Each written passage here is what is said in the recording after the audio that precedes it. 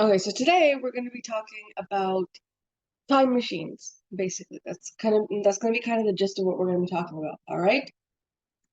أعوذ بالله من الشيطان الرجيم بسم الله الرحمن الرحيم. All right, so if you prayed, I want you guys to think about this, okay? So listen carefully. If you prayed on time, okay, or if you prayed at the end of the time, do you think that the reward will be equal? So, for example, you wait you come back from school and it's time to pray Asr, right? But you're like, oh, I'm really tired. I'll just pray later. It's not like and then you do pray later. You eventually do pray later. Like 30 minutes later, you get up and you go pray. Do you think that the reward is equal? Because technically you're still praying when you have to. You're not late for your prayer. You didn't miss your prayer. So is the reward still the same?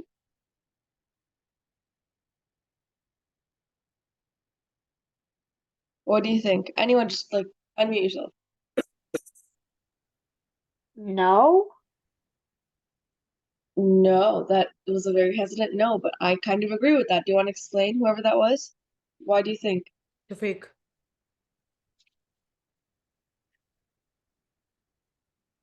Oh, Shafiq, go ahead.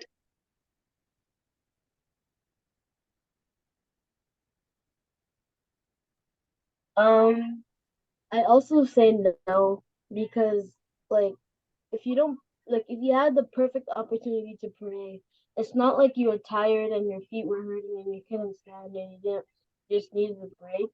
It's not like that. Like you could have just simply went and prayed. It doesn't take that long and you're perfectly fine.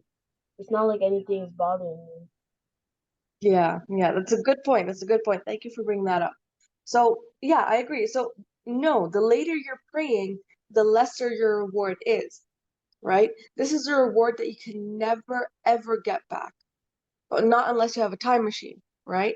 So, if you have a time machine, you can just go back in time, refresh that moment, and make sure that you get the maximum reward, right? The more that you're delaying your prayer, the lesser that reward will be, right? What do you think Shaitan wants you to end up with?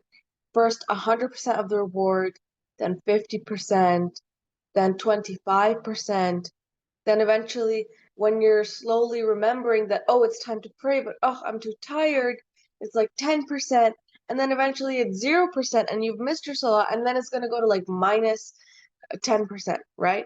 And that would be when it's delayed, right?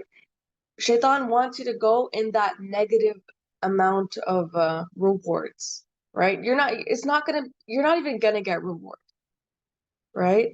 So he will keep making you delay your prayer so that your reward is lesser and lesser. Keep saying just 10 more minutes, just like 10 more minutes, there's 3 more hours, right? You can pray later, and you keep reducing your reward, and it keeps on getting lesser and lesser, right?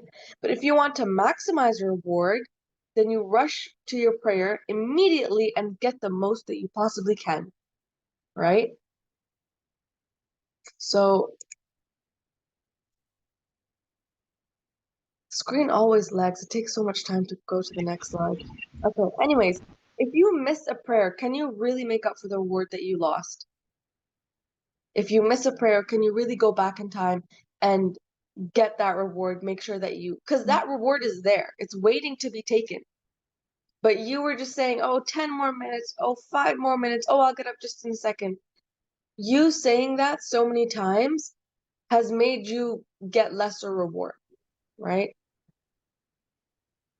So, of course, if you didn't pray, you still have to make up for that prayer to save yourself from the sin of not praying.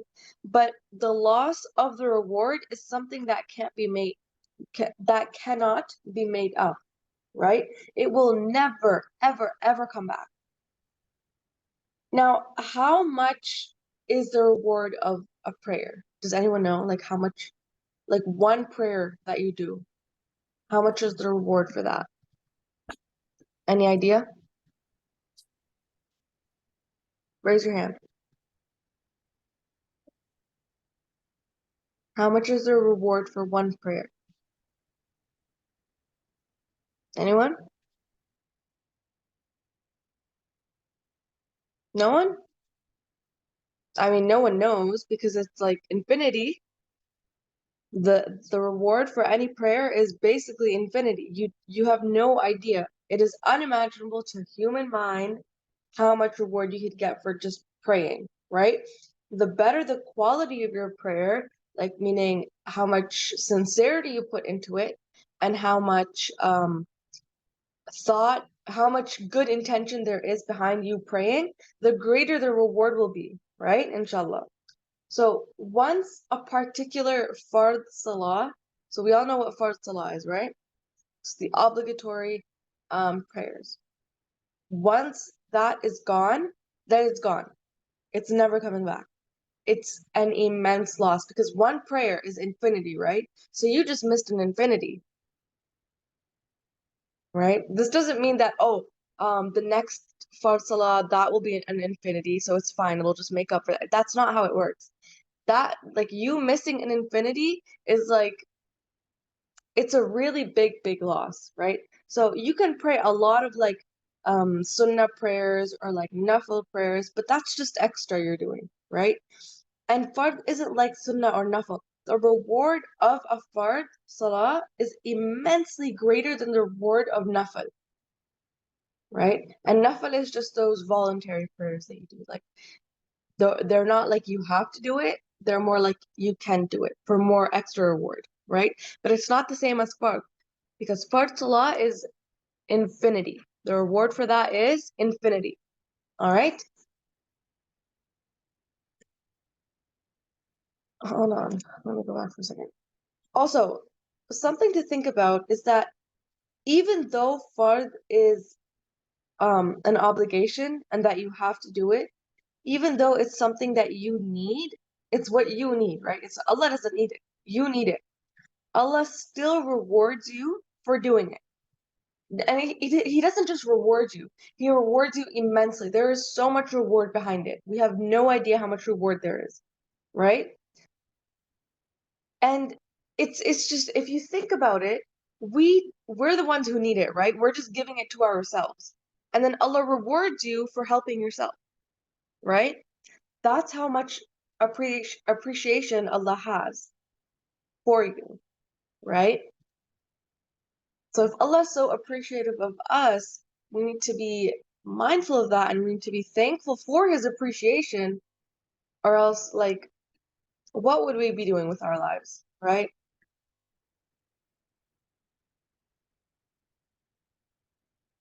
Muhammad ﷺ once said that losing a prayer is like losing your entire family.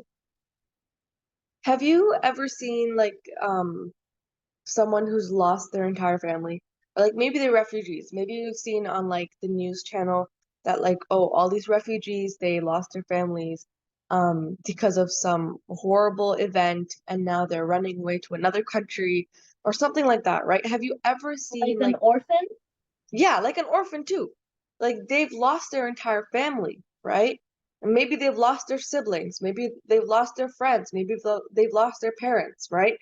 The sadness that they have you ever seen their sadness? Like, can you even imagine how horribly upset they would be? When we miss a prayer, that's the same amount of loss that we just gave ourselves, right? We just don't realize it, but that's how much loss has happened. It's like losing an entire family, right?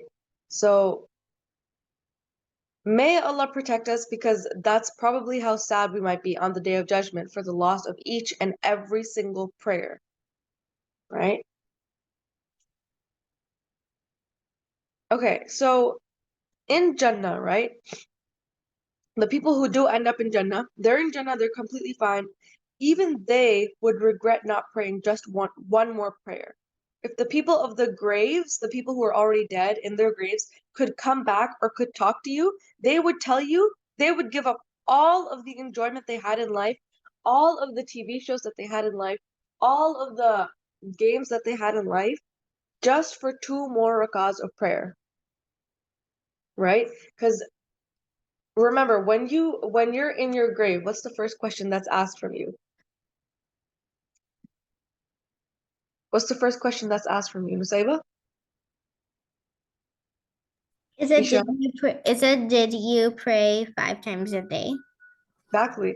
How was your prayer? Did you pray? If that's the first question that's going to be asked from the people of the grave, how is their answer going to be? How is your answer going to be? Right? Okay, so now I want you guys to think about something. When you are born, right, you have a specific number of prayers that you will get to pray until the day you die. Okay? You have a limited number of prayers in your life. You will not get a single more farth prayer than that of the number that is already set for you. Okay?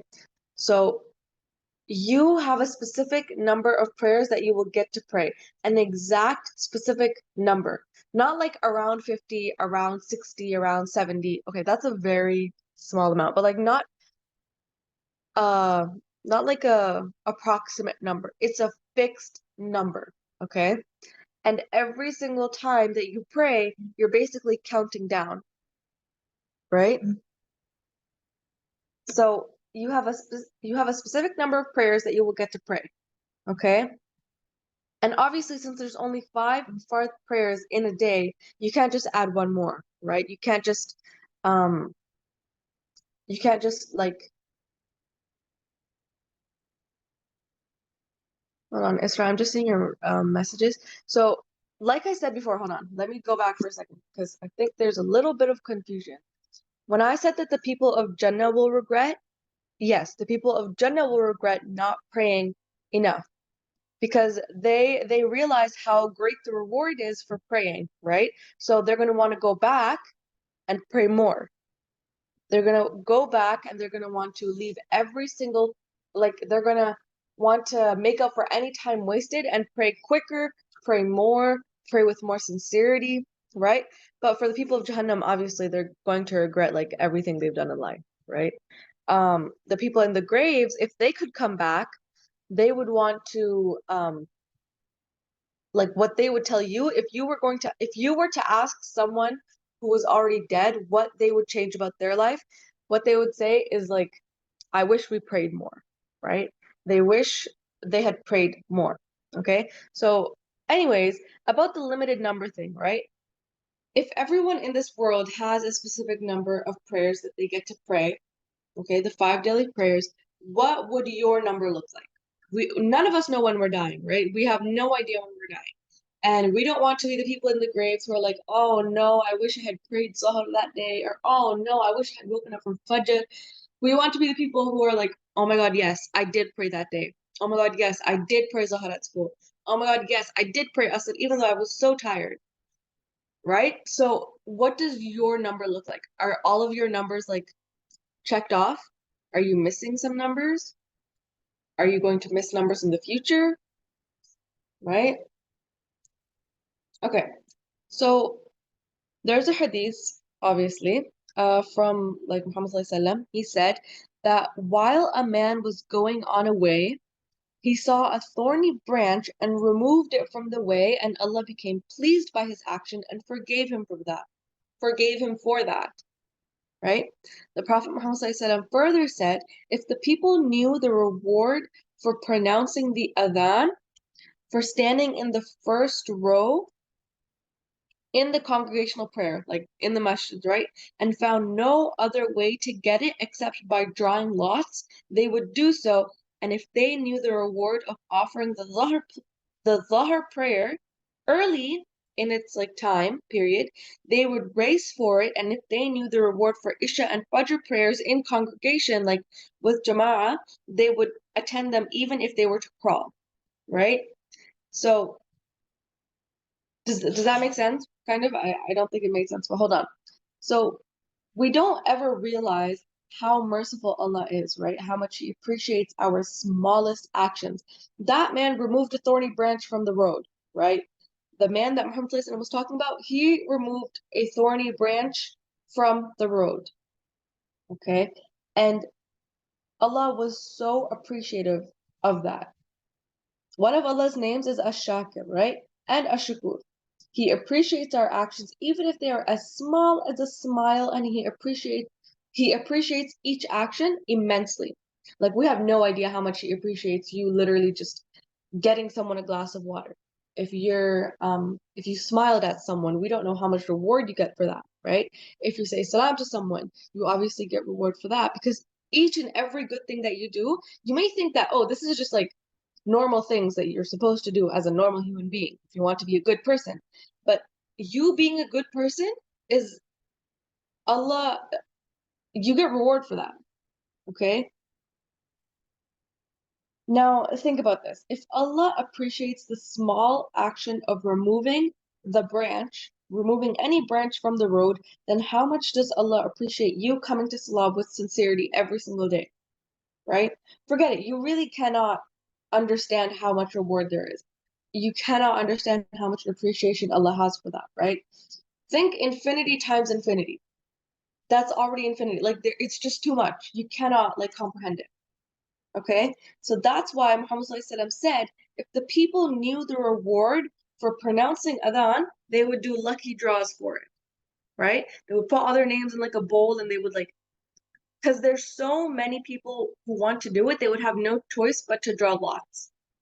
There'd be so many people who want to do it, they would have to put their names in a bowl and then pick one, because or else like people would start arguing. Right? And also the Prophet Muhammad ﷺ said that if they knew the reward, they obviously means us, if they knew the reward of offering Dhuhr early, they would race for it.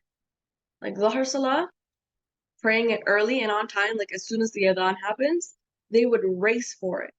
Not sit and delay and think, oh, there's still 2 hours before Asr, like it's whatever, I'll just pray later, or anything like that. Like they would race to it like war horses. Remember, we talked about the war horses? They would be eager to get the easy and immense rewards, right? Yes. Yep. But like in here in Woodstock, we don't need to pull draws because we already know who's like the one who makes it down. Like Yeah, well, okay, so here's the that's thing. me. The hadith is talking about like, so in every masjid, right, you have like the person who does the azan, right? But obviously sometimes the person's not there and then other people get to do it. Basically, the point of the hadith is saying that there is a lot of reward for simply saying the adhan, right? For calling people to prayer. Okay? You're calling a bunch of people to pray and they get infinity reward for it. So imagine how much reward you're getting for calling people to pray, right? So it's basically like you should be eager to pray and to do adhan if you ever get the opportunity to. Does that I kind of make am sense? eager and I do make it at the masjid. You do make it at the masjid, mashallah, then. That's really good then. You're getting a lot of reward for that. Like they claim me as their muazzin something. Yeah, sometimes there's other people, obviously, right? Because other people should also get that opportunity. But if other people are not stepping up, you should be the one to go ahead and be like, I will do it. I will pray. I will call people to prayer. Okay? Make I sense? like to do it. It's my hobby. Yeah. That's good. That's That's why good. I asked my dad to go early. That's good, mashallah. Okay. All right. So, and then Muhammad ﷺ also said that if the people knew the reward for Isha and Fajr prayer in Jama'ah, right, in congregation with other people in the masjid, not specifically in the masjid, but like any place where a bunch of people are praying together, right? They would attend them even if they had to crawl to it, right? So when you crawl to something, when you're like desperately crawling to something, like you want it very badly, right? You were chasing after it, obviously, right? So that's what the people would do if they understood the reward for Isha and Fajr prayer. Okay? So basically this entire hadith is emphasizing how important it is to pray. Praying gives you immense reward that if people could actually understand the amount of reward that they would get, they would race for it. They would run people over for it, right? So, how do you think you would feel on the day of judgment about knowing all that you have missed out on? how would it feel to know that all of those easy rewards that you could have gotten were missed? All of those easy opportunities that you could have gotten infinity reward for, you missed. It's lost now. You would cry the whole Niagara Falls. You would cry forever and ever because it's the day of judgment now. It's eternity, right? So you're alive right now. You can stop yourself from losing all the reward, right? You know better now than to lose all this reward. So rush to your prayer from today and pray it with sincerity. Just And be make crying in infinity. Not forever. make sure that you're not missing any prayers, because missing prayers means that your number of prayers in your lifetime, you've kind of just messed with that. And you keep on losing rewards every single time you delay your prayer.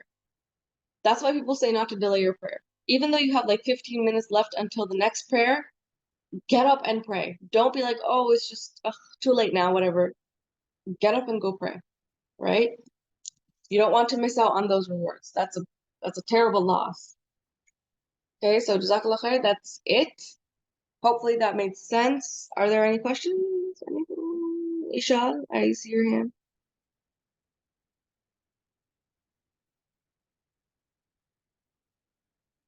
All right, perfect. Jazakallah khair.